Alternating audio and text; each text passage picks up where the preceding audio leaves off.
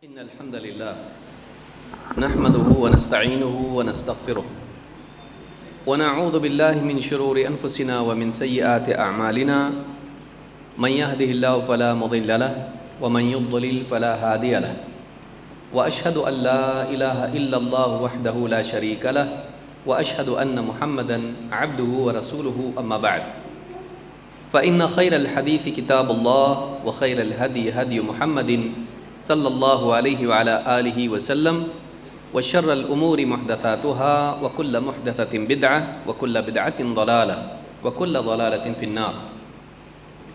قال الله تبارك وتعالى ولهن مثل الذي عليهن بالمعروف. وقالت عائشة رضي الله تعالى عنها نعم النساء نساء الأنصار لم يكن يمنعهن الحياء أن يتفقهن في الدين. رواه البخاری. میرے محترم دینی بھائیوں، نوجوان ساتھیوں اور قابل احترام ماں اور بہنوں، آنے والے دور میں خواتین کے باب میں دو بڑے مسائل پیدا ہوں گے. ایک مسئلہ دین اسلام کے بارے میں انہیں شک شبہ میں مبتلا کرنا، دین اسلام کے احکام کے سلسلے میں انہیں متنفر کرنا، ان کے دلوں میں اسلام سے نفرت اور اسلام سے آزادی کا مزاج پیدا کرنا. دوسرے، دنیاوی ماحول میں چاہے وہ کالج ہو، چاہے جاب ہو، کال سینٹرز ہوں یا اسی طرح سے دوسرے میدان ہوں، چاہے وہ گھر ہو، میڈیا کے راستے سے یا گمراہ لوگوں کے ذریعے سے عورتوں کے اندر، خاص کر کے جوان بچیوں کے اندر دنیا پرستی، بے حیائی اور اسی طرح سے آزاد مزاجی پیدا کرنے کی کوشش کرنا. یہ دو مسئلے آنے والے دور میں ہر گھر کو فیس کرنے پڑیں گے. ایک طرف دین بیزاری، دوسری طرف آزادی، خواہش پرستی، بے حیائی. ان دونوں معاملات کا حل کیا ہے؟ میں بالکل اختصار کے ساتھ اور تیزی سے آگے بڑھ رہا ہوں اس لیے کہ وقت ہمارے پاس زیادہ نہیں ہے. ان دونوں مسائل کا حل کیا ہے؟ ان دو مسائل کے دو حل ہیں. پہلا حل جو دین بیزاری کا معاملہ ہے، دین میں شک پیدا کرنے کے سلسلے میں اس کا حل ہے، وہ یہ ہے کہ خواتین کو، خاص کر کے بچیوں کو، بچپن ہی سے اور خصوصاً جوانی کی عمر میں دین اسلام کے احکام کی صحیح معرفت کرائی جائے. انہیں معلوم ہو کہ ہمارا دین واقعی ہے کیا. اگر آپ کو گھر کا راستہ معلوم ہو تو کوئی آدمی آپ کو گمراہ نہیں کر سکتا ہے. اگر آپ کو صحیح بات معلوم ہو تو کوئی انسان اس کی غلط توجیہ، غلط ایکسپلینیشن کے ذریعے آپ کو گمراہ نہیں کر سکتا ہے. تو قرآن اور سنت کے جو احکام ہیں ان کے بارے میں کوئی انسان آپ کو غلط فہمی میں مبتلا کر سکتا ہے اگر آپ کو اس کا صحیح مطلب معلوم نہ ہو. تو دین کی صحیح معرفت، قرآن و سنت کے صحیح معنی لوگوں کو معلوم ہو، خاص کر کے بچوں بچیوں کو. نمبر دو، آزاد مزاجی، بے حیائی، بے دینی، دنیا پرستی. اس کا حل کیا ہے؟ عشق بازی اور اس طرح کی جتنی بیماریاں ہیں، اس کا حل کیا ہے؟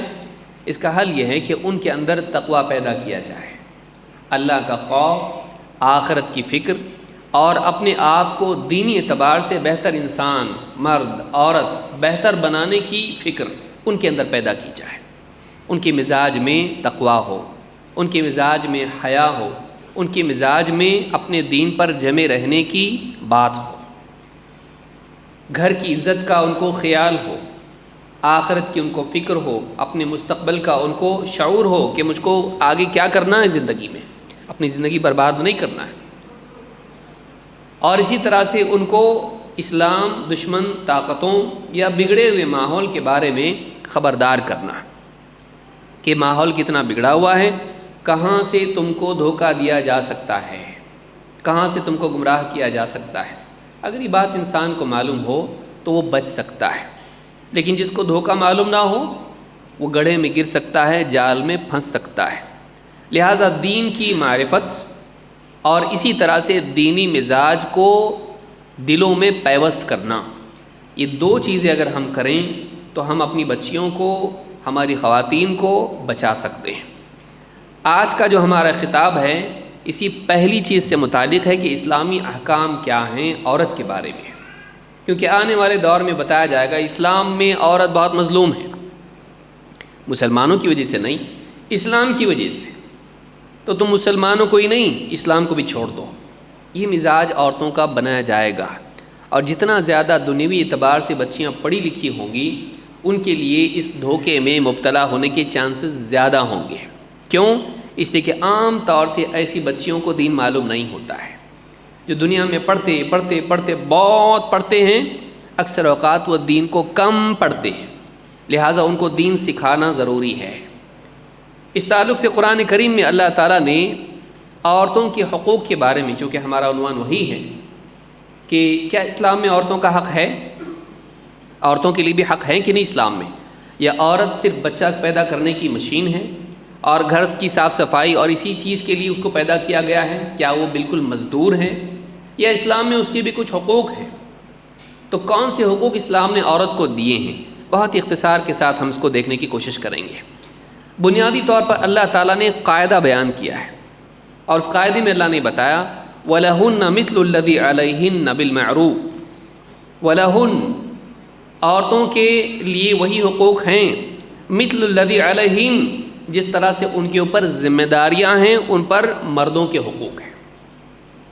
مردوں کے مقابلے میں عورتوں کے بھی رائٹس ہیں، ویسے ہی جیسے عورتوں پر مردوں کا حق ہوتا ہے ویسے ہی مردوں پر عورتوں کا بھی حق ہوتا ہے، یا اسلام میں جیسے عورتوں کے اوپر ذمہ داریاں ہیں اسی طرح سے عورتوں کے اپنے حقوق بھی ہیں، ان کے رائٹس بھی ہیں، معروف طریقے سے جس میں ظلم نہ ہو، جس میں حدوں کو پھلانگنا نہ ہو۔ تو یہ قرآن کریم میں سورۃ البقرہ میں آیت نمبر 228 میں اللہ نے بات کہی ہے۔ تو یہاں پہ معلوم ہوا کہ عورتوں کے بھی حقوق ہیں۔ یہ کیسے معلوم پڑے گا؟ آپ کو ویکیپیڈیا پہ معلوم نہیں پڑے گا، یا آپ کو ویسٹرن کتابوں میں جو اسلام کے خلاف لکھی گئی ہیں ان میں معلوم نہیں پڑے گا، یا آپ کو کہاں سے معلوم پڑے گا؟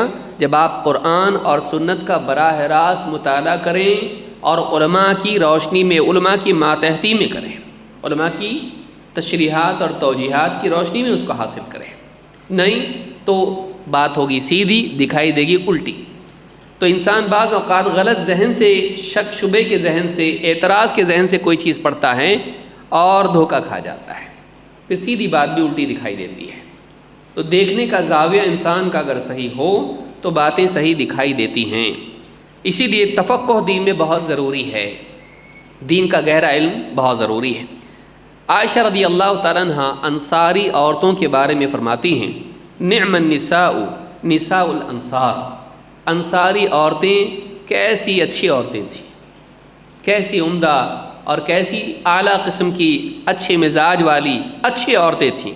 نعم النساء نساء الانصار لم یکن یمنعہن الحیاء ان یتفقہن فی الدین، دین کا گہرا علم حاصل کرنے میں شرم و حیا ان کے لیے رکاوٹ نہیں بنتی تھی۔ دین کا علم حاصل کرنے میں لوگ اکثر دین کی باتیں پوچھنے میں، پیشاب پاخانے کا مسئلہ ہو یا اس طرح کی زندگی کے چھوٹے چھوٹے مسائل ہوں، انسان شرماتا ہے پوچھنے سے۔ کیوں؟ اس لیے کہ چھوٹا مسئلہ اگر میں پوچھوں گا تو لوگوں کو معلوم پڑے گا کہ اس کو اتنا چھوٹا مسئلہ بھی معلوم نہیں۔ اس شرم کی وجہ سے انسان زندگی بھر جاہل رہنا برداشت کر لیتا ہے۔ انصاری عورتیں ایسی نہیں تھیں، ان کا معاملہ یہ تھا کہ دین کی بات اگر ان کو معلوم نہیں ہوتی، پوچھنے میں شرم و حیا محسوس نہیں کرتی تھی، دین کی بات نبی صلی اللہ علیہ وسلم سے براہ راست پوچھتی تھی۔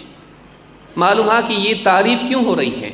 دین کا شوق، دین کا علم حاصل کرنا، دین کے بارے میں گہرا علم رکھنا، یہ تفقہنا، تفقہ کہتے ہیں گہرے علم کو، اوپری اوپر نہیں، موٹا موٹا کچھ بھی سیکھ لے بس نہیں، گہرائی کے ساتھ، گہرائی کے ساتھ قرآن کی دلیل کیا ہے، حدیث کی دلیل کیا ہے، اس کا صحیح معنی کیا ہے، مختلف دلائل میں تطبیق کیا ہے، قرآن کی اس آیت کی تفسیر کیا ہے، اس حدیث کی تشریح کیا ہے، ساری تفاصیل اگر انسان چاہے سیکھ سکتا ہے۔ انصاری عورتوں کا یہ معاملہ تھا کہ وہ دین کا علم گہرائی کے ساتھ حاصل کرتی تھیں اور شرماتی نہیں تھی اس میں۔ آج آپ دیکھیے دنیاوی اعتبار سے دنیا کی زیب و زینت، دنیا کی ترقی، دنیا کا ایجوکیشن، اس کے حاصل کرنے کے لیے اور پیسہ حاصل کرنے کے لیے ایک مسلمان عورت شرم و حیا کو بالائے طاق رکھ کے باہر بے پردگی کے ساتھ نکل رہی ہے، مردوں کے ساتھ مرد بن کے جی رہی ہے۔ لیکن اس کو چاہیے، اور دین کا معاملہ، دین کے بارے میں سیکھنے میں شرم ہے، دینی مجالس میں آنے سے شرماتی ہے، علماء سے پوچھنے سے شرماتی ہے، علماء نہ صحیح ایسی خواتین جن کو دین کا علم ہے ان سے پوچھنے سے شرماتی ہیں، کتابیں پڑھنا سستی، دینی دروس سننا اس میں بھی سستی، زندگی بھر جہالت میں باقی رہتی ہے۔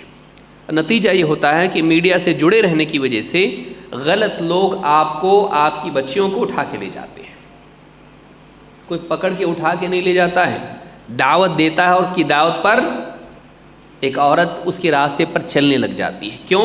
اس لیے کہ وہ صحیح دکھتا ہے۔ اگر آپ کے پاس دین کا گہرا علم ہوگا تو آپ کو صحیح غلط کی تمیز ہوگی، دین کا علم اگر آپ کے پاس نہیں ہوگا آپ کو صحیح غلط دکھے گا، غلط صحیح دکھے گا۔ لہٰذا بہت ضروری ہے کہ دین کا گہرا علم حاصل کیا جائے۔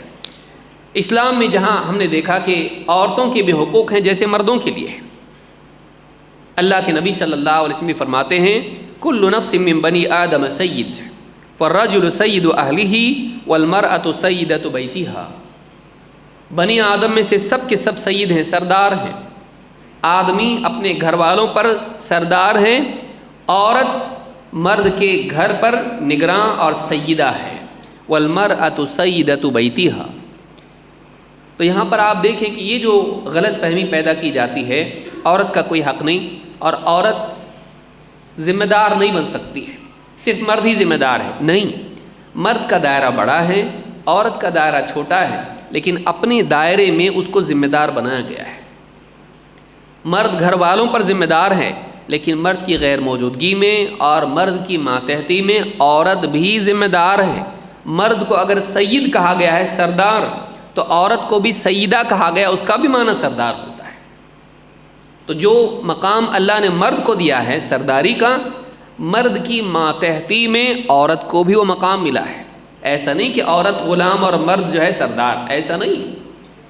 لیکن ظاہر بات ہے کہ چاہے ملٹری ہو، چاہے کمپنی ہو، چاہے کوئی بھی معاملہ ہو، چاہے سیاسی لیڈران ہو، ان میں بھی لیولز ہوتے ہیں، کوئی نہ کوئی اوپر ہوتا ہے، اس کے ماتحت ہوتے ہیں، اگرچہ ان کی بھی اپنی ایک پوزیشن ہوتی ہے۔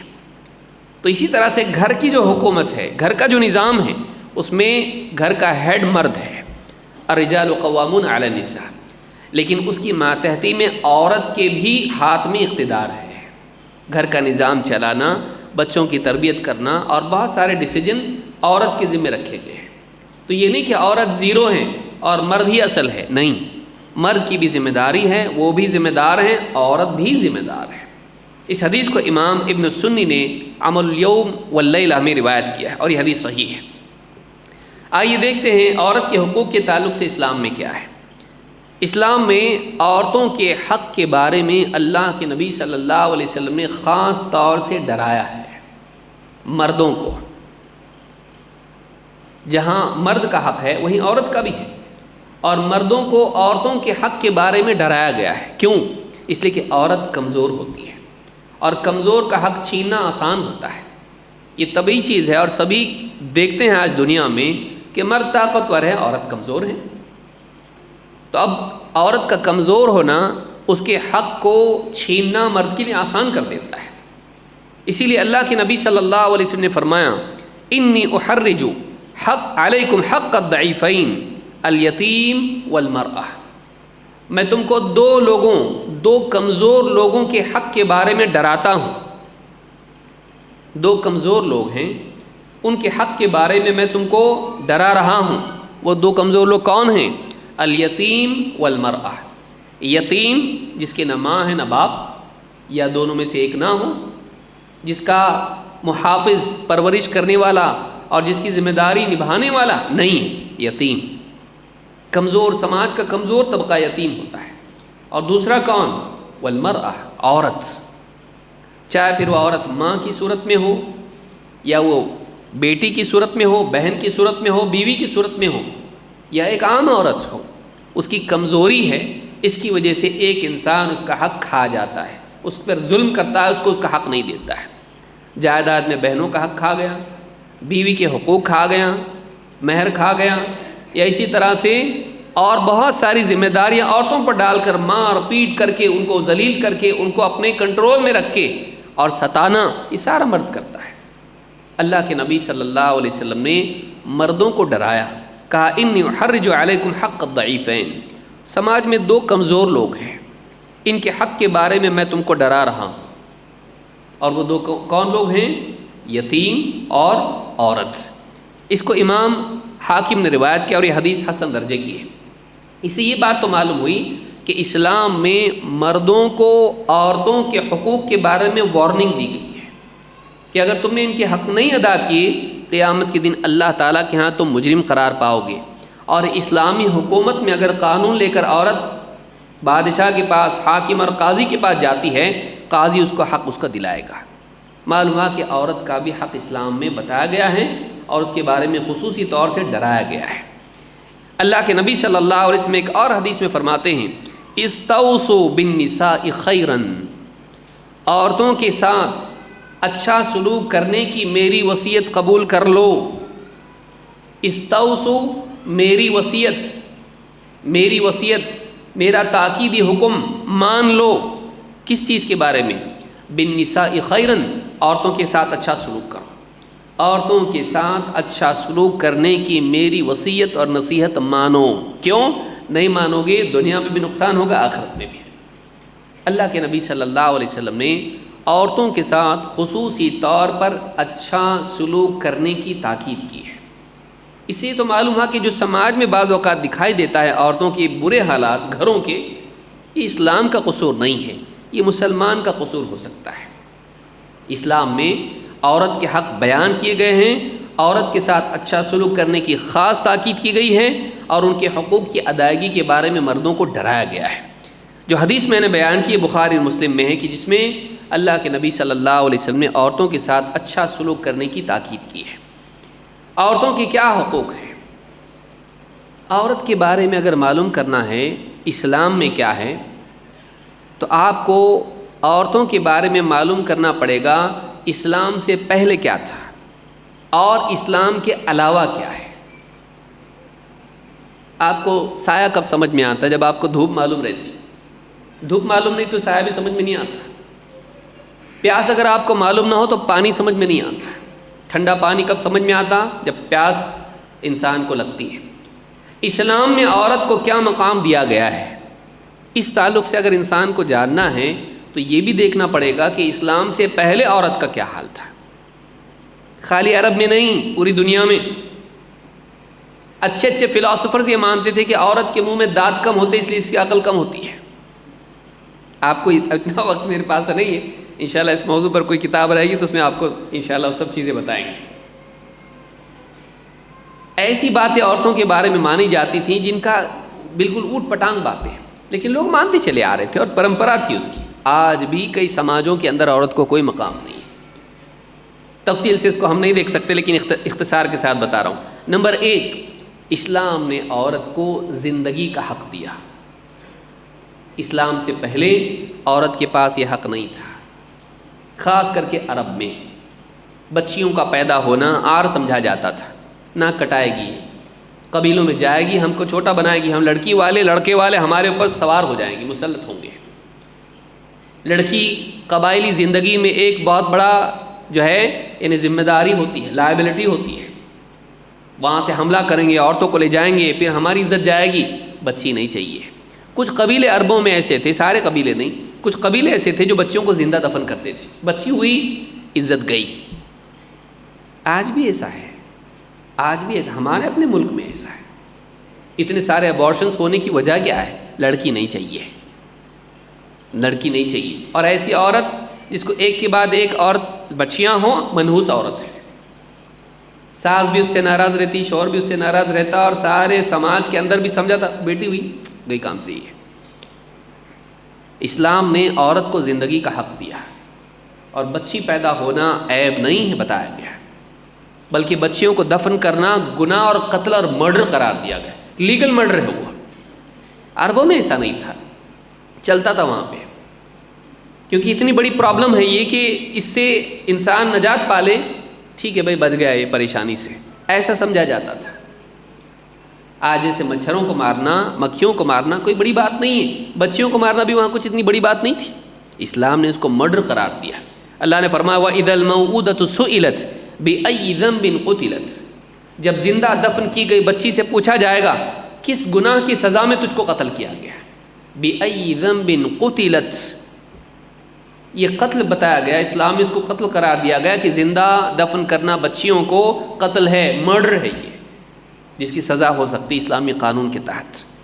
اسی طرح سے آپ دیکھیں اللہ کے نبی صلی اللہ علیہ وسلم نے فرمایا ان اللہ حرم علیکم عقوق الامہات، اللہ تعالیٰ نے تمہارے لیے ماؤں سے، باپ کا نام نہیں آ رہا ہے یہاں پہ، ماؤں کے ساتھ میں برا سلوک کرنے سے تم کو منع کیا ہے، اس کو حرام کیا ہے، ماں کے ساتھ برا سلوک کرنا حرام ہے۔ ان اللہ حرم علیکم عقوق الامہات ومنع الوہات، دینے کی چیز کو روک کے رکھنا اور جو اپنا حق نہیں ہے وہ مانگنا چاہیے، اس کو بھی اللہ نے حرام کر دیا۔ ومنع وہات، منع روک رکھنا، ہاتھ ہی لاؤ، لالچ، اس کو حرام کر دیا۔ ووعد البنات، ووعد البنات، اور بچیوں کو، بیٹیوں کو زندہ دفن کرنا، اس کو بھی اللہ نے حرام کر دیا۔ چاہے ماں ہو بیٹی ہو، ماں سے برا سلوک نہیں، حرام، بیٹی کو قتل حرام۔ آپ دیکھیے ماں کو بھی عزت دی اور بیٹی کی بھی زندگی کی حفاظت کی۔ اس حدیث کو امام البخاری مسلم دونوں نے روایت کیا ہے۔ تو یہ پہلا حق ہے جو عورت کو دیا گیا ہے۔ بچیوں کو عربوں میں زندہ دفن کیا جاتا تھا، ہمارے ملک میں لڑکے بڑھ رہے لڑکیاں گھٹ رہی، کیوں؟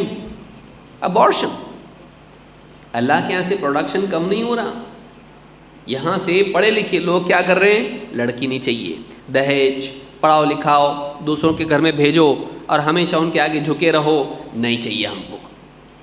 کیا ہے ڈاکٹر صاحب نہیں بتا سکتے، بتاؤ تھوڑا دیتے، ہاں ٹھیک ہے لڑکی ہے، ڈاکٹر صاحب کچھ ہو سکتا کیا، ٹیکنیکل، کچھ ہو سکتا، کچھ تو رستہ نکل سکتا بتانے کا نہیں کسی کو۔ ابارشن، بعض اوقات عورت بھی بیچاری نہیں چاہتی اپنا بچہ جائے، لیکن سارا سماج، ساس سسر اور شوہر اور اتنے لوگ اب سب چاہ رہے، کیا کرے گی بیچاری، وہ بھی اپنی اولاد کو قتل کرنے پر وہ بھی راضی ہو جاتی ہے۔ آج ہمارے یہاں پر لڑکیاں کم کیوں ہو رہی ہمارے ملک میں، اس کا ایک ریزن یہ بھی ہے، ابارشنس۔ اور جاہل لوگ نہیں کرتے، الٹا جاہل لوگ تو بولتے چلنے دو، چلتا ہم کو، پالنے والا ہے نا۔ پڑھے لکھے لوگ زیادہ فکر مند رہتے کیونکہ ان کے پاس کیلکولیشنس رہتے ہیں، اتنا آئے گا اتنا ہوگا، اتنے سال کے بعد اتنا خرچہ، ہمارے تو اتنا کماتی، میں اتنا کماتا، اپنے کو نہیں ہوگا، ان کے پاس بہت کیلکولیشنس ہوتے ہیں۔ تو ریسرچ یہ ہے کہ غریب لوگوں سے زیادہ، ان پڑھ لوگوں سے زیادہ پڑھے لکھوں کے گھر میں ابارشنس ہوتا ہے، جو ہائیلی ایجوکیٹڈ ہوتے ہیں۔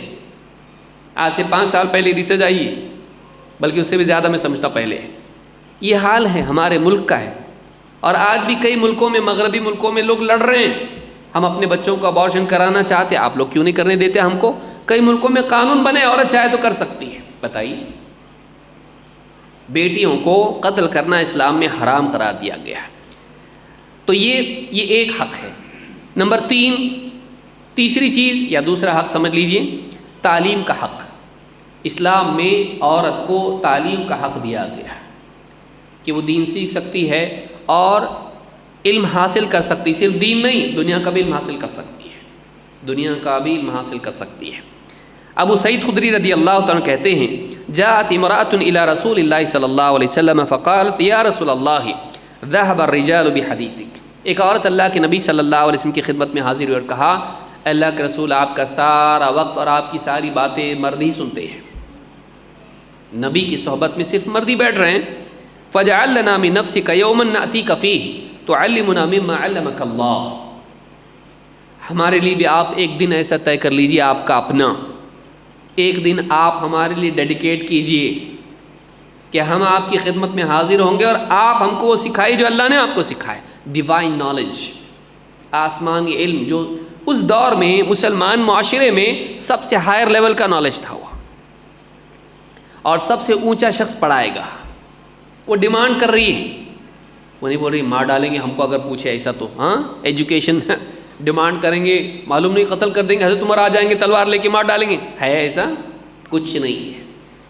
وہ عورت اللہ کے نبی صلی اللہ علیہ وسلم سے کہہ رہی ہیں، اور ایک اعتبار سے یہ شکایت ہے مردوں کی، سارا ٹائم آپ کا مرد ہی کھا جاتے، ہم کو آپ سے دین سیکھنے کا موقع نہیں ملتا، تو آپ ہمارے لیے ایک الگ سے سپریٹ دن طے کیجیے، ہم آپ کے پاس آئیں گے اور آپ الگ سے ہم کو سکھانا، مرد نہیں صرف ہم کو سکھانا، آپ ہمارے لیے ایک سپریٹ آپ مجلس کا انعقاد کریں، ایک کلاس ہمارا ایکسٹرا ہونا چاہیے، سپریٹ کلاس ہونا چاہیے ہمارا۔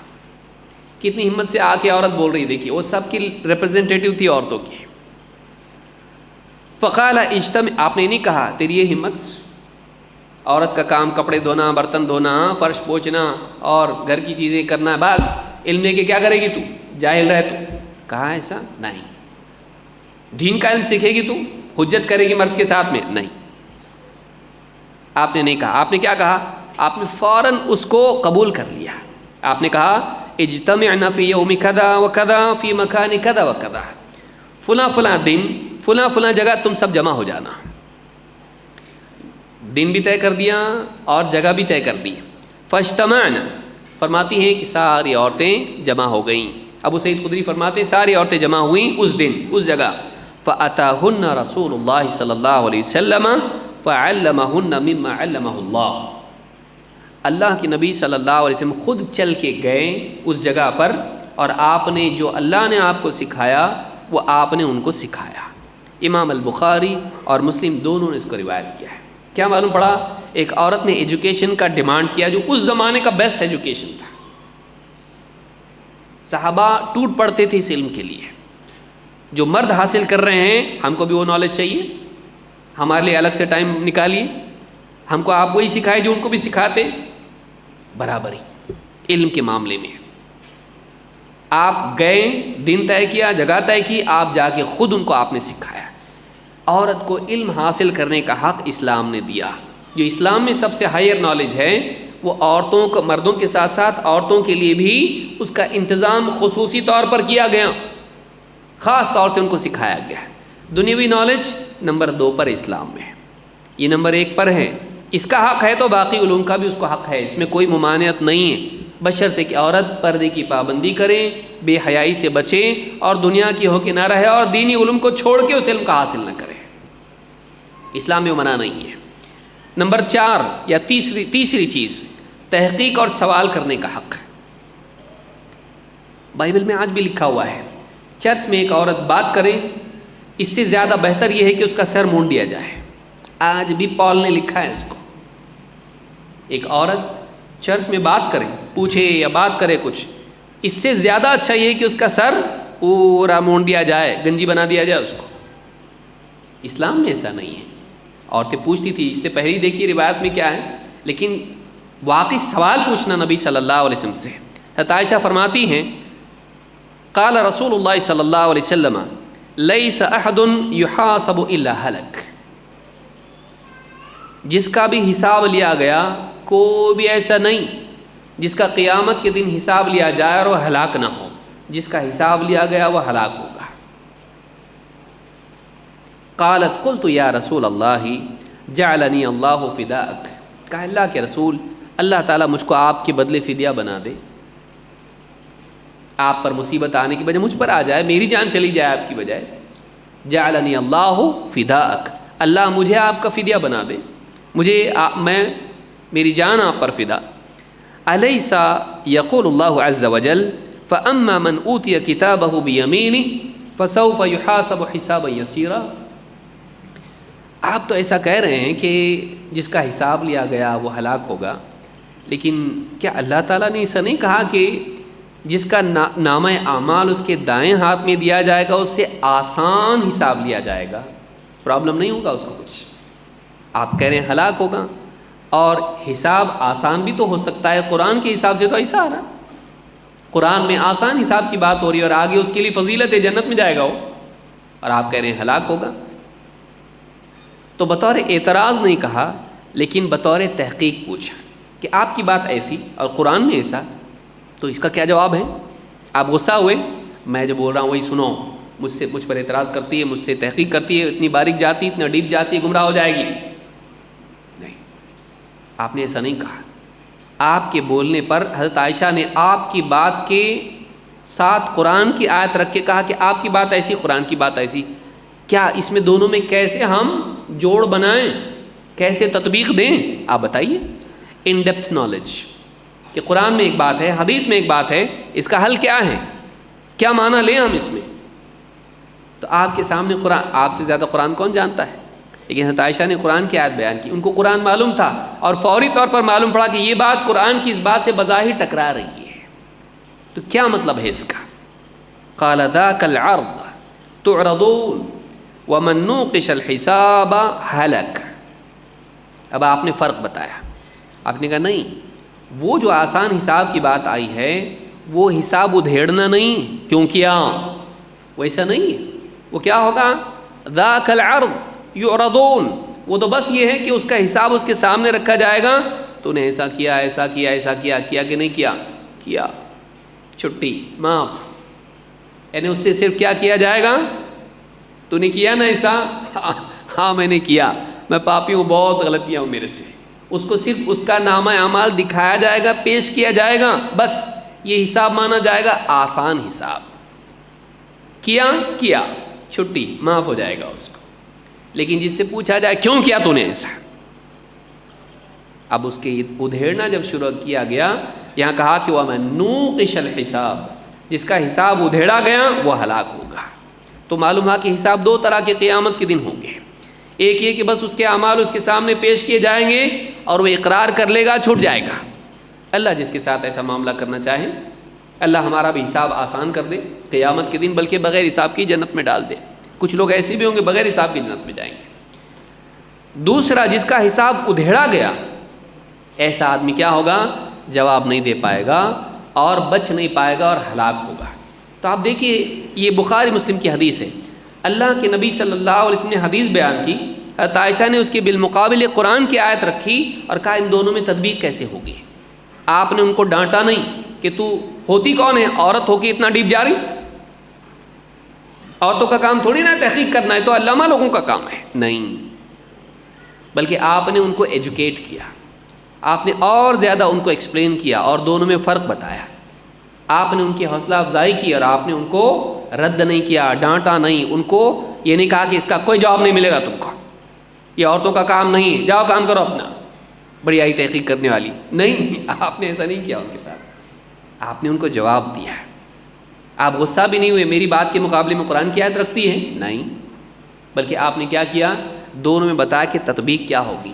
حضرت عائشہ رضی اللہ تعالیٰ عنہ، دین کا علم اس کا بہت شوق تھا ان کو.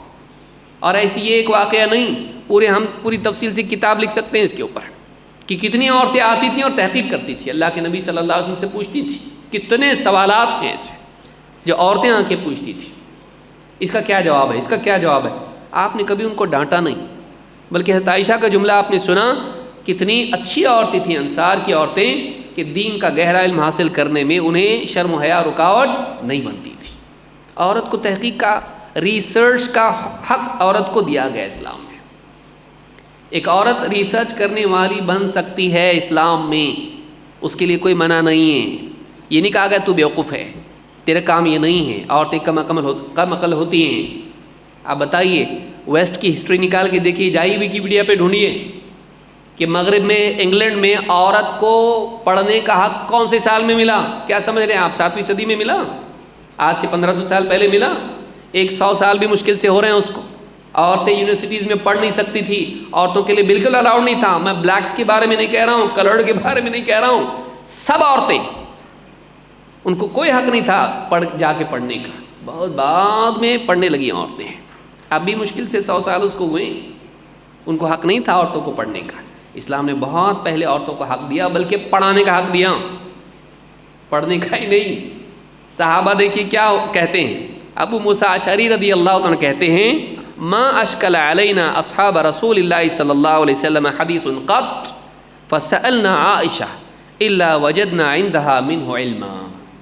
ہم صحابہ مرد کسی معاملے میں کوئی بات ہمارے لیے جب مشکل ہو جاتی تو ہم حضرت عائشہ رضی اللہ تعالیٰ عنہ کے پاس جاتے، ہمیں ضرور ان کے پاس اس کے باب میں علم ملتا، ان کے پاس نالج اس کا ہوتا. بتائیے، اس زمانے کے مرد، ان کے پاس کبھی کبھی ڈسپیوٹ کسی مسئلے میں ہوتا تو اس کی تفصیل کے لیے وہ کدھر آتے؟ حضرت عائشہ رضی اللہ تعالیٰ عنہ کے پاس، جو سارے مسلمانوں کی ماں ہے. ام المؤمنین ہیں، ان کے لیے ماں تھی وہ، ان کے پاس آتے اور ان سے وہ بات پوچھتے کہ اس کا حل کیا ہے، اس کا جواب کیا ہے. حضرت عائشہ اپنے علم سے ان کو جواب دیتی. بتائیے، ایک عورت مردوں کے لیے معلمہ بنی، لیکن وہ ماں تھی. یہ نہیں کہ آپ بیٹھ جائیں یوٹیوب پہ لے کے لیپ ٹاپ اور سارے مردوں میں بے پردہ دین سکھانے لگے. نہیں، عورتوں کے لیے عورتوں میں تعلیم دینا زیادہ مناسب ہے. یہ نہیں کہ وہ بے پردگی کے ساتھ میں یا برقع پہن کے آ جائیں یوٹیوب کے اوپر. نہیں، ان کے لیے اپنا میدان ہے. وہ عورتوں میں دعوتی کام، تربیتی کام، تعلیمی کام کر سکتی، اس میں کوئی رکاوٹ نہیں ہے. ایک عورت معلمہ بن سکتی ہے، صرف طالب علم نہیں، صرف طالبہ نہیں، معلمہ بن سکتی ہے. لیکن علم ہونا چاہیے، خالی شوق نہیں. آج کل کیا ہوتا ہے، شوق زیادہ ہوتا ہے اور علم کم. نہیں، علم ہو اور اس کے بعد جتنا علم ہے وہ عورتوں میں بیان کر سکتی ہے. لیکن یہ نہیں کہ سیدھا وہ انٹرنیٹ پہ آ جائے، یوٹیوب پہ آ جائیں اور انٹرنیشنل فگر بن جائے اور چیک بھی کرتی رہے کہ کتنے لائکس آ رہے ہیں. نہیں، اس سے بچنا چاہیے. اس حدیث کو امام ترمذی نے روایت کیا جو میں نے بیان کی. اس سے معلوم ہوتا ہے کہ حضرت عائشہ رضی اللہ تعالیٰ عنہ نے جو علم نبی صلی اللہ علیہ وسلم سے لیا وہ آپ لوگوں کو سکھاتی تھی. یہ حق اسلام نے عورت کو دیا. ویسٹ میں ایجوکیشن کا حق ان کو نہیں ملا، جبکہ اسلام میں عورت کو ایجوکیٹ کرنے کا حق دے دیا گیا تھا.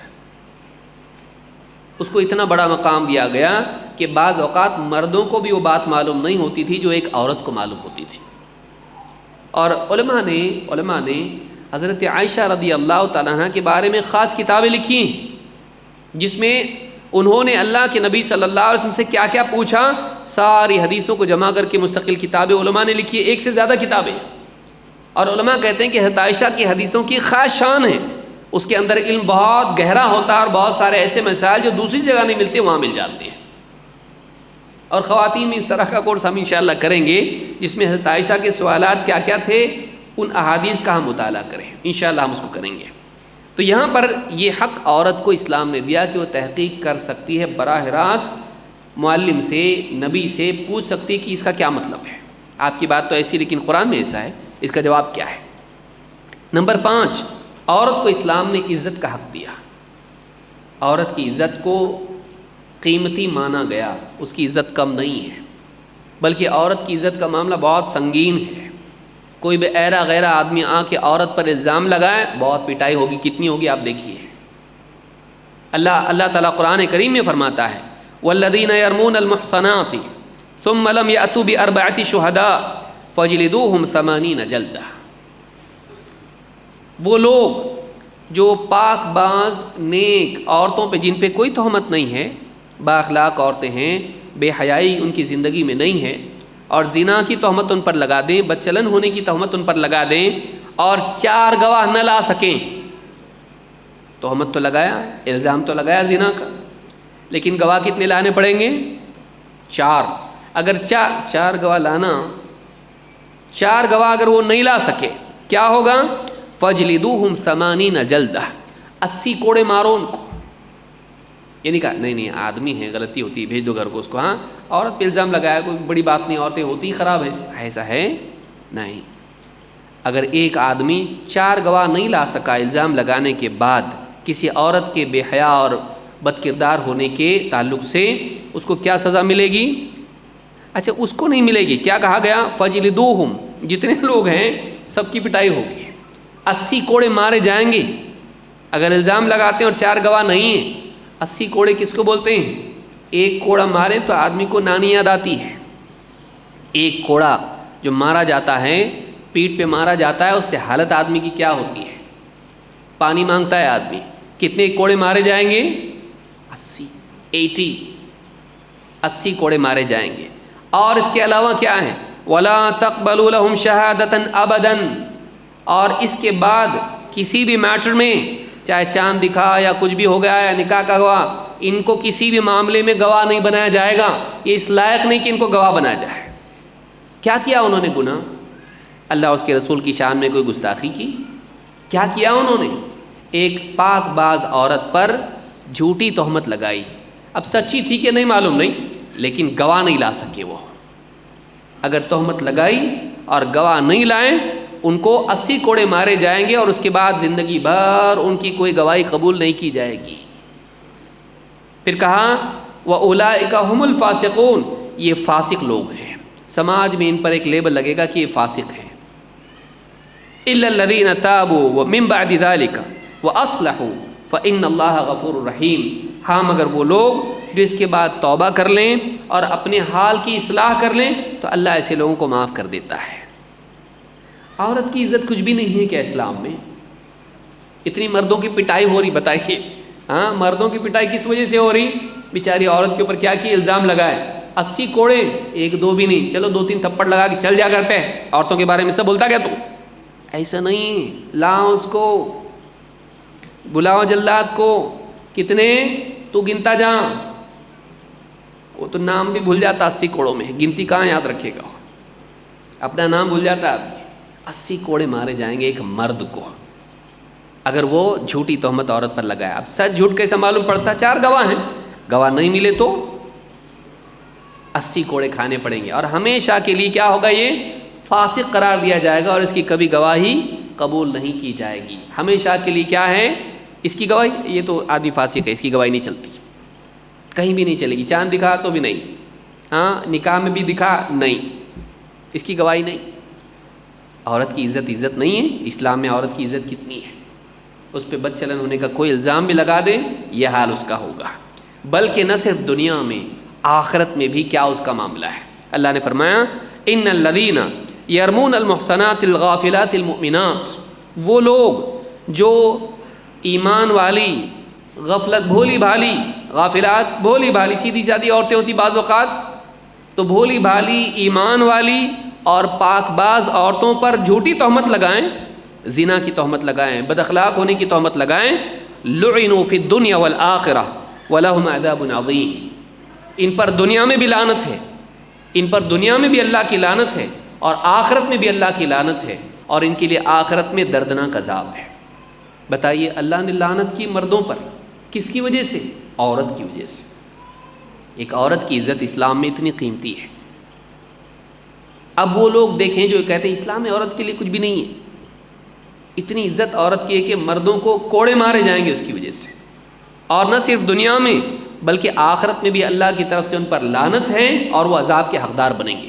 یہ مقام نہیں ہے عورت کا اسلام میں، اسلام کی میں عورت کی عزت کا کوئی مقام نہیں ہے، یہ مقام عورت کا ہے۔ اس سورہ نور میں آپ کو ملے گا، دونوں آیتیں سورہ نور کی ہیں۔ نمبر 5، نکاح میں عورت کی رضامندی کا حق۔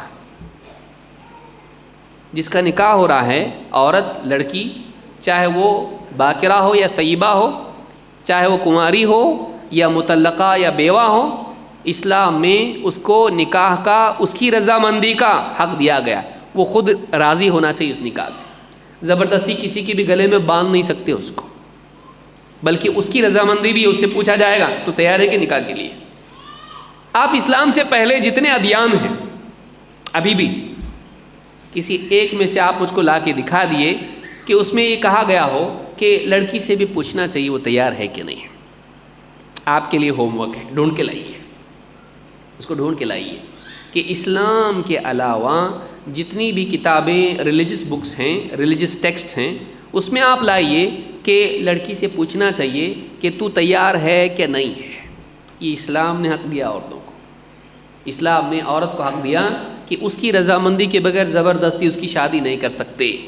ابو ہریرہ رضی اللہ تعالیٰ کہتے ہیں اللہ کے رسول صلی اللہ علیہ وسلم نے فرمایا لا تنکح الاییم حتی تستأمر، ایم اس کو کہتے ہیں جو بیوہ یا مطلقہ ہو، اس کا نکاح نہیں کیا جائے گا جب تک کہ اس سے مشورہ نہ ہو، اس کا حکم نہ لیا جائے، اس کا حکم نہ وہ اپنی بات بیان نہ کرے، خود وہ ہاں نہ کرے۔ ولا تنکح البکر حتی تستأذن، اور کنواری لڑکی کا بھی نکاح نہیں کیا جائے گا جب تک کہ اس سے اجازت نہ لے لی جائے، جب تک کہ مطلقہ بیوہ خود نہ کہے اس کا نکاح نہیں کیا جائے گا، وہ بھی ہاں کرے۔ جب تک کہ کنواری کی اجازت نہ ہو تب تک کہ اس کا نکاح نہیں کیا جائے گا۔ قالوا یا رسول اللہ وکیف انھا، ایک روایت میں صحابہ نے پوچھا اللہ کے رسول وہ تو بولتی ہی نہیں ہے، اس سے کیسے معلوم پڑے گا وہ تیار ہے؟ ہمارے دور کی بات نہیں ہے، یہ کب کی ہے؟ یہ اس زمانے کی. آج ہمارے دور میں کیسا ہے؟ ابا کب شادی کر رہے ہیں میری؟ اپنی تو کر لی، میری کب کریں گے؟ اس زمانے میں ایسا نہیں ہوتا تھا. اس زمانے میں پوچھا گیا کہ اللہ کے رسول کنواری لڑکیاں، جیسے آپ دیکھیے حدیث میں کیا آیا، اللہ کے نبی صلی اللہ علیہ وسلم اتنے حیا والے تھے جیسے کنواری بچی اپنے پردے میں حیا کرتی ہے. یعنی اس زمانے میں کنواری بچیوں میں حیا ہوتی تھی، ساری عورتوں میں حیا ہوتی تھی. تو کہا کہ اب معلوم کیسا پڑے گا، وہ تو بولتی نہیں کچھ. نکاح کی بات کرو تو شرما جاتی ہے، کیسے بولے گی وہ؟ آپ نے کہا اس کی اجازت کیسے معلوم پڑے گی؟ آپ نے کہا ان تسکت، وہ خاموش رہے، نو نہیں بولے. یعنی کنواری بچی ایسا تھوڑی بولیں گی، اس کو جا کے پوچھے شادی کے لیے تیار ہے کیا؟ الحمدللہ میں تیار ہوں، بولے گی؟ ایسا نہیں بولتی وہ، اور اس کے لیے اچھا بھی نہیں ہے. وہ خاموش رہے، انکار نہ کرے، انکار نہ کرے. علماء نے تفصیل بتائی ہے کہ رونا شروع کر دے. اب رونا بھی دو طرح کا ہوتا ہے، ایک خوشی کا رونا، ایک غم کا رونا. ایک ماں باپ کے گھر کو چھوڑنے کا رونا ہوتا ہے لیکن جاری میں تیار ہوں، لیکن ایک ہوتا ہے کہ میں تیار نہیں ہوں. تو معلوم ہوگا، اس کا انکار معلوم ہو جائے. اگر وہ انکار کر دے تو نکاح نہیں کیا جائے گا اس کا. لیکن اگر خاموش رہے، تیرا نکاح کر رہے ہیں، دیکھیے یہ لڑکا ہے اور اچھا لڑکا ہے، پڑھا لکھا ہے، دیندار ہے، اور وہ خاموش رہے، انکار نہ کرے، مانا جائے گا کہ وہ راضی ہے. ہاں اگر انکار کر دے تو پھر معلوم پڑے گا کہ تیار نہیں ہے. تو معلوم ہوا کہ دونوں کا، چاہے بیوہ ہو، مطلقہ ہو، یا مختلعہ ہو، یا اسی طرح سے وہ کنواری بچی ہو، اس کا نکاح بغیر اس کی اجازت کے نہیں کیا جائے گا. یہ بخاری مسلم کی حدیث ہے. بلکہ اگر کر دیا باپ نے زبردستی تو کر دیا اس نے. خنسہ بنت خدام کہتی ہیں ان اباہا زوجہا وہی ثیب. خنسہ بنت خدام، ان کا نکاح ان کے والد صاحب نے کر دیا اور وہ ثیبہ تھیں، مطلقہ یا بیوہ تھیں. فکرہت ذلک، وہ اس نکاح سے راضی نہیں تھی. باپ نے کر دیا زبردستی نکاح، پوچھا بھی نہیں ان سے، کیونکہ ولی نکاح کر سکتا ہے بچی کا. اب نکاح کر دیا، ان سے اجازت نہیں لی. فکرہت ذلک، انہیں پسند نہیں تھا کہ ایسا میرا نکاح کر دیا ابا نے. فاتت النبی صلی اللہ علیہ وسلم، وہ اللہ کے نبی صلی اللہ علیہ وسلم کے پاس آئی شکایت لے کر کہ ہمارے ابا جان نے ہمارا زبردستی نکاح کر دیا، میں تیار نہیں تھی، تب بھی پوچھا بھی نہیں. فاتت النبی صلی اللہ علیہ وسلم فرد نکاحہا، آپ نے اس نکاح کو ختم کر دیا، ایبروگیٹ کر دیا، نل کر دیا، اس کو ڈیمولش کر دیا، ختم کر دیا، اس نکاح کو کینسل کر دیا، نکاح ختم، فسخ کر دیا اس کو. یہ تیار نہیں تھی، کیسا کرے زبردستی؟ نکاح ختم، نہیں نکاح.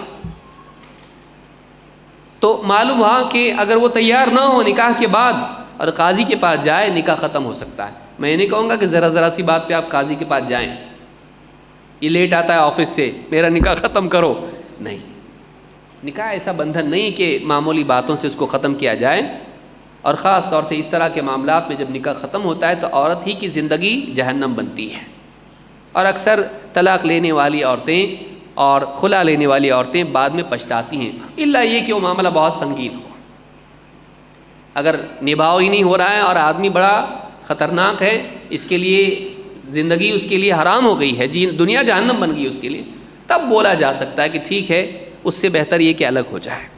ذرا سی بات پر نہیں کر سکتے کہ نکاح ختم کر دو. تو یہاں پر آپ یہ بات دیکھیں کہ یہ کہنا کہ عورت کی زبردستی شادی کر دی جا سکتی، اسلام میں نہیں ہے ایسا.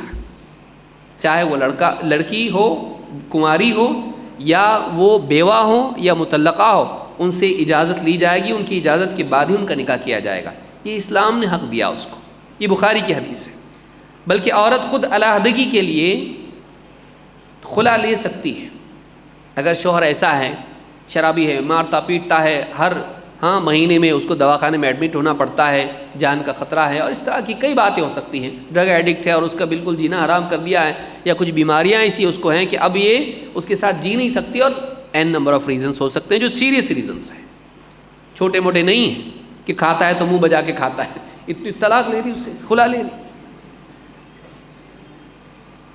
ہنستا ہے تو ایک دم ایسا ہنستا ہے کہ مطلب نیند خراب ہو جاتی میری. تو اتنی چھوٹی چیزوں پہ آپ تو خلا لو گی.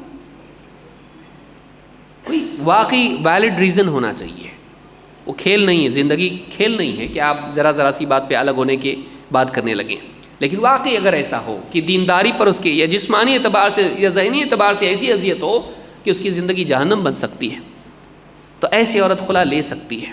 ابن عباس رضی اللہ تعالیٰ عنہ فرماتے ہیں جاءت امرأة ثابت بن قیس بن شماس الى النبی صلی اللہ علیہ وسلم فقالت یا رسول اللہ ما انقم على ثابت فی دین ولا خلق الا انی اخاف الکفر۔ کہا کہ ثابت ابن قیس ابن شماس صحابی ہیں، ان کی بیوی اللہ کے نبی صلی اللہ علیہ وسلم کے پاس آئی، کہا اللہ کے رسول میں ثابت کے دین اور ان کے اخلاق پہ کوئی عیب نہیں لگاتی، میں ان کے بارے میں بات نہیں کرنا چاہتی، ان کے دین کے بارے میں، ان کے اخلاق کے بارے میں، لیکن مجھے اپنے بارے میں ڈر ہے کہ میں ان کے ساتھ اگر زندگی گزاروں تو کفر تک چلی جا سکتی ہوں یا ناشکری میں اللہ کی مبتلا ہو جاؤں گی، میری ان کی نہیں جم سکتی ہے، میری دینداری پر فرق آ رہا ہے ان کے ساتھ رہ کر، تو میں ان سے الگ ہونا چاہتی ہوں۔ فقال رسول اللہ صلی اللہ علیہ وسلم فتردین علیہ حدیقتہ، انہوں نے جو مہر میں تم کو باغ دیا تھا، گارڈن، واپس لوٹا سکتی ہو؟ قالت نعم، کہا کہ ہاں، ان کا مہر ان کو واپس دے دوں گی میں۔ فردت علیہ، اور انہوں نے لوٹا بھی دیا۔ وامرہ ففارقہا، آپ نے ان صحابی کو کہا چھوڑ دو اس کو، اس سے الگ ہو جاؤ، اور ان کا خلا جو تھا وہ واقع ہوا، تو انہوں نے بھی اپنی بیوی کو کیا کیا؟ طلاق دے دی، یعنی وہ طلاق مفارقت والی، وہ طلاق نہیں جو طلاق کہتے ہیں 1 2 3 والی طلاق، تو انہوں نے کیا کیا؟ اپنی بیوی کو چھوڑ دیا۔ تو وہ عورت خود نبی صلی اللہ علیہ وسلم کے پاس آئی۔ تو بہت سی قوموں میں یہ ہے کہ ہاں کئی جنم ساتھ میں رہنا ہے، جنم کا تو اسلام میں تصور ہی نہیں، ایک بار بندھن میں آ گئے ختم، الگ نہیں ہو سکتے۔ اب کیا کرو؟ یا تو جلا کے اس کو مار دو، الگ ہی نہیں ہو سکتے، یا تو خودکشی کر لو۔ اسلام میں یہ ہے کہ اگر کبھی ایسا ہوتا ہے کہ جوڑا نہیں جم رہا ہے اور ان کی زندگی کلیش ہو رہا ہے اور نہیں ہو پا رہا ہے، اور اگلی نسل بھی خراب ہوگی ان دونوں کی آپس کے جھگڑوں سے، آپس کے تعلقات کے بگاڑ کی وجہ سے زندگیاں خراب ہو جائیں گی، کئی زندگیوں پر اس کی آنچ آئے گی، تو اس سے بہتر یہ ہے کہ دونوں سپریٹ ہو جائیں۔ یا ایسا نہیں کہ کھیل کھیل میں اور بیٹھے بیٹھے غصے میں آ کے فیصلہ کر سکتے ہیں، بہت سوچ سمجھ کے فیصلہ کیا جا سکتا ہے جس میں گھر کے لوگ بھی شامل ہو سکتے ہیں۔ تو اس طرح کا جو فیصلہ ہے یہ اس زمانے میں ہوا، اور یہ پہلا خلا تھا جو اسلام کی تاریخ میں ہوا، اور قرآن میں بھی اس کی اصل موجود ہے۔ تو اسلام میں عورت، یہ کہا جاتا ہے نا کہ مرد عورت کو طلاق دے سکتا ہے، عورت کا کیا؟ عورت کے لیے بھی حق ہے کہ اگر شوہر بگڑا ہوا ہو اور اس کی زندگی حرام ہو جائے، یا کچھ ایسا ہو کہ اس کے لیے نقصان ہو، اس میں شوہر اچھا تو ہے لیکن میڈیکل کچھ ایسی بیماری اس کو کہ یعنی ساتھ میں نہیں رہ سکتی ہے، جب وہ بگڑا ہوا تھا تب اس کو بیماری ہو گئی تھی، اور اب ٹھیک ہے لیکن اب نہیں رہ سکتی اس کے ساتھ میں، اس کو اختیار ہے کہ وہ الگ ہو سکے، اس کو اختیار ہے۔ تو یہ حق عورت کو اسلام نے دیا ہے کہ وہ خود بھی علیحدگی طلب کر سکتی ہے، لیکن اس کا یہ مطلب نہیں کہ لائن لگا کے آپ کھڑے ہو جائیں قاضی صاحب کے یہاں پہ، چلو اچھا مسئلہ معلوم ہوا، اتنا آسان نہیں ہے یہ، واقعی دیکھنا چاہیے کہ وجہ مضبوط ہونی چاہیے، ہلکی پھلکی نہیں ہو۔ نمبر 8، بیوہ اور مطلقہ کے لیے نئی زندگی۔ آپ دیکھیے کئی ادیان میں بیوہ اور مطلقہ کے لیے دوسرے نکاح کی گنجائش ہی نہیں ہے۔ ہمارے اپنے ملک میں ستی کی رسم سالوں سال چلی، بعد میں جا کے حکومت نے اس کو بین کیا۔ پہلے زمانے میں کیا تھا؟ شوہر مر گیا، عورت اس کے ساتھ جلا دی جاتی تھی، بتائیے جینے کا حق نہیں، اور جہاں جی پاتی تھی وہ نہیں، میں نہیں مرنا چاہتی، جینا چاہتی، تو اس کی زندگی بھی جہنم ہو جاتی تھی۔ نہ وہ رنگین کپڑے پہن سکتی ہے، نہ وہ زینت اختیار کر سکتی ہے، نہ وہ شادی بیاہ میں شریک ہو سکتی ہے، نہ کچھ، ایسا حال اس کا تھا۔ اس کی شادی کا تو تصور ہی نہیں تھا دوسری شادی کر سکتی، نہیں۔ اسلام نے بیوہ کو، مطلقہ کو دوبارہ نکاح کرنے کا حق دیا۔ اللہ کے نبی صلی اللہ علیہ وسلم نے کہا الساعی علی الارملۃ والمسکین کالمجاہد فی سبیل اللہ او القائم اللیل الصائم النہار۔ بیوہ یا مطلقہ، ارملہ اس کو کہتے ہیں، ارامل اس کی جمع ہے، ارملہ یعنی بیوہ اور مطلقہ کے لیے دوڑ دھوپ کرنے والا، اس کے نکاح میں، اس کے رزق کے لیے یا کسی ضرورت کے لیے اگر کوئی دوڑ دھوپ کرتا ہے، یا مسکین کے لیے دوڑ دھوپ کرتا ہے، کوشش کرتا ہے، اس کی مثال ایسی ہے جیسے اللہ کی راہ میں کوئی مجاہد ہو، یا ایسا شخص جو دن کو روزہ رکھتا ہے اور رات کو تہجد پڑھتا ہے۔ جو بیواؤں کے لیے ان کی ذریات کی فراہمی یا بیواؤں کے تعلق سے کوشش کرتا ہے، اس کی مثال ایسی ہے جیسے اللہ کی راہ میں مجاہد ہو یا ایسا عبادت گزار شخص کہ جو ہر دن روزہ رکھتا اور رات بھر تہجد پڑھتا ہے۔ کون؟ جو بیوہ کی خدمت کرتا ہو، بیوہ کے نکاح کے لیے کوشش کرتا ہو، یا بیوہ کے لیے یا مطلقہ کے لیے رزق کا انتظام کرتا ہو، یا اس کے میڈیکل ایشوز کے لیے کچھ کوشش کرتا ہو۔ ایسا انسان اتنا عظیم الشان انسان ہے۔ بتائیے، بیوہ کو اسلام میں اتنا اونچا مقام دیا گیا ہے، مطلقہ کو اتنا اونچا مقام دیا گیا ہے، تو یہ اسلام میں ہے۔ یہ نہیں کہا گیا کہ وہ سماج پر بوجھ ہیں، وہ منحوس ہیں، وہ ملعون ہیں، وہ بری عورتیں ہیں، ان کی وجہ سے فیملی خراب ہو جاتی ہے، جہاں بھی وہ جائیں بگڑ جاتا معاملہ، نہیں، بلکہ ان کے بارے میں کوشش کرنے والے کی اتنی بڑی فضیلت بیان کی گئی۔ یہ حدیث بھی بخاری اور مسلم میں ہے۔ اور اسی طرح سے اللہ نے فرمایا وَإِذَا طَلَّقْتُمُ النِّسَاءَ فَبَلَغْنَ أَجَلَهُنَّ فَلَا تَعْضُلُوهُنَّ أَن يَنكِحْنَ أَزْوَاجَهُنَّ إِذَا تَرَاضَوْا بَيْنَهُم بِالْمَعْرُوفِ، اگر تم عورتوں کو طلاق دو اور وہ اپنی عدت پوری کر لیں، یعنی ایک آدمی اس نے ایک طلاق دیا، عدت پوری ہو گئی، 3 طلاق نہیں، 1 طلاق 2 طلاق 3 طلاق، ایسا نہیں، ایک ہی طلاق دیا اور رجوع نہیں کیا، اس کی پوری عدت ختم ہو گئی، اب دونوں سیپریٹ ہو گئے، اب نکاح ختم ہو گیا، ایک طلاق کے بعد تینوں عدتیں اس کی پوری ہو گئی، یعنی پوری عدت ختم ہو گئی۔ اب ایسی صورت میں کبھی کبھی ایسا ہوتا کہ میں غلطی کیا، وہ بھی بولتی میں بھی غلطی کی ہے، اب دونوں ساتھ میں آنا چاہتے، لیکن کیا ہوتا، بھائی بہن ماں باپ بولتے تیرے لیے ہم نے اتنا کیا، اب تو جاری کے واپس، ہماری عزت کا معاملہ ہے اب، کیونکہ اتنے جھگڑے وہ کیے ہوئے رہتے، واپس بھیج نہیں سکتے اب اس کو، اب وہ ان کا پریسٹیج کا مسئلہ ہو جاتا ہو، اتنا تیرے لیے ہم کیا اب تو جاری، تو کہا فلا تعدلوهن ان ينكحن ازواجهن اذا تراضوا بينهن بالمعروف، اگر بیوی شوہر واپس سے تیار ہو جائے نکاح کے لیے تو تم ان کو روکو مت نکاح کرنے سے، اگر وہ خوشی سے ایک دوسرے سے نکاح کرنا چاہے۔ یہ 3 طلاق کی بات نہیں بول رہا ہوں میں، ایک طلاق اگر آدمی نے دیا ہو یا 2 دیے ہوں اور اس کے بعد رجوع نہ کیا ہو، تیسرا طلاق نہ دیا ہو، اور پھر دونوں عدت ختم ہونے کے بعد سپریٹ ہو جائیں، لیکن 6 مہینے کے بعد سال کے بعد لگے بہت تکلیف ہو رہی، واپس سے ساتھ میں آ جاتے ہیں، اس کو بھی لگ رہا میں بھی سدھرتا، وہ بھی بولی ٹھیک ہے کوئی بات نہیں ساتھ میں رہیں گے، اب دونوں ساتھ میں آنا چاہیں، خاندان والے ان کو روکے نہیں، معلوم ہے کہ مطلقہ کا واپس سے نکاح ہو سکتا ہے، اسلام میں یہ نہیں کہا گیا کہ واپس سے نکاح نہیں کر سکتی ہے۔ اسی طرح سے 9ویں چیز یہ ہے کہ عورت کو ملکیت کا حق بھی دیا گیا ہے، اس کی بہت تفصیل ہے لیکن آج ہم لوگ نہیں کریں گے اس کو، کبھی اور تفصیل سے دیکھیں گے اس کو۔ ملکیت کا، عورت مال کا حق رکھتی ہے، عورت کا اپنا مال ہوتا ہے، ویسے ہمارے گھروں میں تو عورتوں کا ہی ہوتا ہے مال، بیچارہ کما کے لاتا ہے، یہ لو پوری مہینے کی تنخواہ ہے، اکثر گھروں میں ایسے ہی ہوتا ہے۔ وہ اور بات ہے قانونی طور پر مرد کا مال مرد کا ہے، عورت کا ہے، عورت کا تو رکھتی بیچاری سنبھال کے، بتاتی بھی نہیں کتنا ہے، باپ کی طرف سے آیا بھائی کی طرف سے آیا، سب رکھتی سنبھال کے، اور یہ بھی بیچارہ غریب آدمی لا کے اس کے پاس دیتا ہے، عام طور سے گھروں میں ایسے ہی ہوتا ہے۔ تو اللہ نے فرمایا للرجال نصیب مما ترک الوالدان والاقربون، للرجال نصیب، مردوں کے لیے اتنا حصہ ہے جو ماں باپ یا رشتہ دار، قریبی رشتہ دار جائیداد میں چھوڑ کے جائیں، کوئی مر گیا اس کی جائیداد میں مال چھوڑ کے گیا تو مردوں کے لیے مال میں حق ہے۔ وَلِلنِّسَاءِ نَصِيبٌ مِّمَّا تَرَكَ الْوَالِدَانِ وَالْأَقْرَبُونَ، اسی طرح سے عورتوں کا بھی جو ماں باپ اور رشتہ دار جائیداد چھوڑ کے مر جائیں، عورتوں کا بھی اس میں حق ہے۔ مِمَّا قَلَّ مِنْهُ أَوْ كَثُرَ نَصِيبًا مَفْرُوضًا، ایک خاص مقدار اس کی ہے، چاہے مال تھوڑا چھوڑ کے مریں زیادہ چھوڑ کے مریں، لیکن مردوں کا بھی حق ہے عورتوں کا بھی حق ہے۔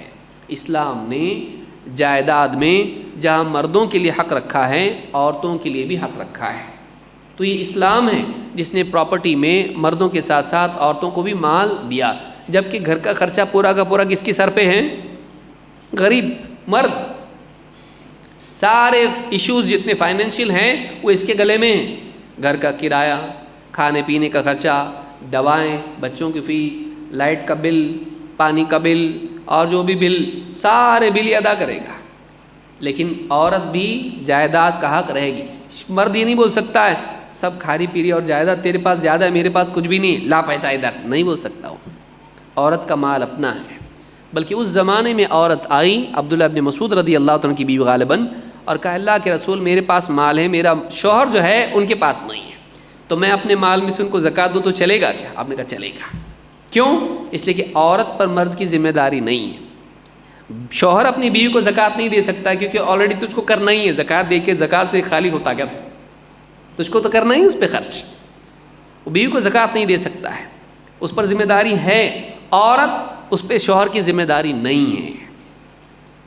تو عورت اس زمانے میں اتنی مالدار ہوتی تھی کہ اپنے شوہر کو کیا کرتی تھی؟ زکوٰۃ دیتی تھی. ایسا کیس اس زمانے میں ہوا. تو عورتوں کو مال کا حق اسلام نے دیا ہے. اور آخری چیز بتا کے بات ختم کر رہا ہوں کہ اللہ تعالیٰ نے آخرت کے انعام میں عورت اور مرد میں مساوات رکھی ہے. اللہ تعالیٰ نے فرمایا من عمل صالحا من ذکر او انثى وهو مؤمن فلنحيينه حیاة طیبہ وَلَنَجْزِيَنَّهُمْ أَجْرَهُمْ بِأَحْسَنِ مَا كَانُوا يَعْمَلُونَ. جو کوئی نیک عمل کرے چاہے وہ مرد ہو یا عورت ہو بشرطے کہ وہ ایمان والا بھی ہو, تو ان کو ہم دنیا میں پاکیزہ عمدہ زندگی عطا کریں گے, اچھی زندگی دیں گے دنیا میں. کس کو؟ خالی مردوں کو؟ مردوں کو بھی اور عورتوں کو بھی, بشرطے کہ وہ ایمان والے ہوں, نیک عمل کریں. وَلَنَجْزِيَنَّهُمْ أَجْرَهُمْ بِأَحْسَنِ مَا كَانُوا يَعْمَلُونَ. اور ان کے بہترین اعمال کے مطابق آخرت میں بھی ان کو انعام دیں گے, اجر دیں گے. معلوم ہوا کہ آخرت میں انعام کے اعتبار سے مرد اور عورت میں تفریق نہیں ہے, بلکہ ایک نیک عورت اپنے شوہر سے بھی آگے بڑھ سکتی درجے میں ہے.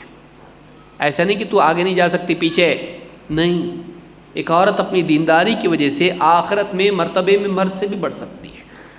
تو اللہ رب العالمین نے دنیا میں ماتحتی دی ہے, اور دنیا میں اس کے لیے محدودیت ہے کچھ مسائل کے اندر, لیکن آخرت کی دوڑ میں ایسا نہیں کہ وہ مردوں سے پیچھے ہی رہے گی, نہیں, بلکہ اس کے لیے مردوں سے بھی آگے نکلنے کا موقع ہے. کیا کوئی مرد اس کی یہ اوقات ہے کہ حضرت خدیجہ, حضرت عائشہ اور اس طرح سے جتنی صحابیات ہیں اس زمانے کی عورتیں ان سے درجے میں بڑھ جائے؟ نہیں. اس دور کا آدمی چاہے کتنی بھی نیکیاں کر لے اس دور کی عورتوں کے برابر ہو سکتا نہیں. عورت مردوں سے آگے جا سکتی ہے. کیا حضرت مریم کے برابر ہو سکتا ہے؟ نہیں.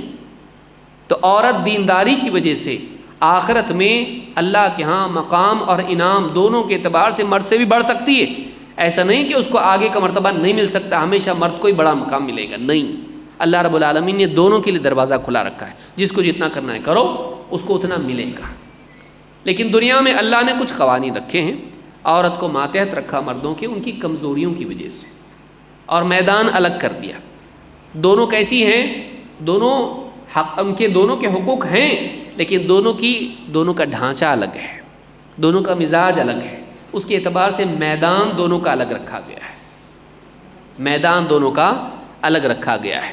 مرد کے لیے باہر کا میدان ہے, دھوپ میں جا, عورت کے لیے گھر کا میدان ہے, چھاؤں میں رہے. اس کے لیے اپنا کام ہے, اس کے لیے اپنا کام ہے. لیکن دنیا آج کیسا بنا کے بتا رہی ہے, دیکھ تیرے کو گھر میں رہنے کے لیے بول رہے ہیں. الٹا کر دیے تو اسلام میں اگر ایسا ہوتا عورت جائے گی کمانے کے لیے, مرد تو گھر میں رہے گا, آرام کرے گا, تو عورتیں وہاں سے بھی بولتی اس کو بٹھا دیے گھر میں, ہم کو بھیج رہے باہر. نہیں بولتی؟ بولتی, خوش نہیں ہوتی. اس وقت میں بولتی کیا اسلام کا قانون ہے, دیکھو ہم لوگ کمزور, ہم کو اتنے سارے معاملات, مہینے کے معاملات اور بچہ پیدا ہونے کے معاملات اور اتنی ساری باتیں, اور مردوں کو گھر میں بٹھا کے رکھے ہوئے, کھا تو برتن دھو اور کھانا پکا, اور ہم کو دیکھو باہر بھیج رہے ہیں, پتھر پھوڑو اور یہ کام کرو اور وہ کام کرو. نہیں ہے. انسان اگر ایسا سوچے تو کیسا ہوتا. اللہ رب العالمین ہم کو سمجھ دے اور اسلام کا علم حاصل کرنے کی توفیق عطا فرمائیں, اور اسلام کی تعلیمات کو صحیح طور پر سمجھنے کی توفیق عطا فرمائیں. اقول ھذا واستغفر اللہ لی ولکم.